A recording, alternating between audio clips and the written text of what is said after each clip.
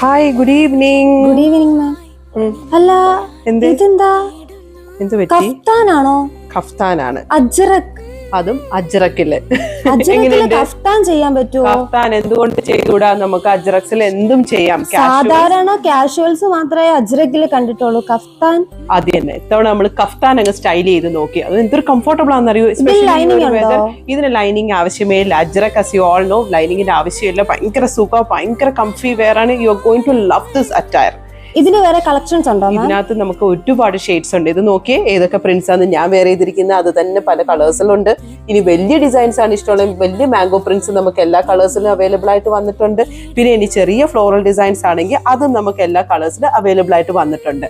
ഇത് നമ്മൾ glam studio in house നമ്മൾ സ്റ്റിച്ച് ചെയ്യുന്നത് ആയതുകൊണ്ട് നമുക്ക് വേണമെങ്കിൽ സ്ട്രെയിറ്റ് കട്ട് കണ്ടോ സ്ലിറ്റ് ഉള്ള ഒരു പാറ്റേൺ നമ്മൾ ഡിസൈൻ ചെയ്യാം. അല്ലെങ്കിൽ ക്ലോസ്ഡ് ആയിട്ട് എ ലൈൻ സ്റ്റൈൽ വേണമെങ്കിൽ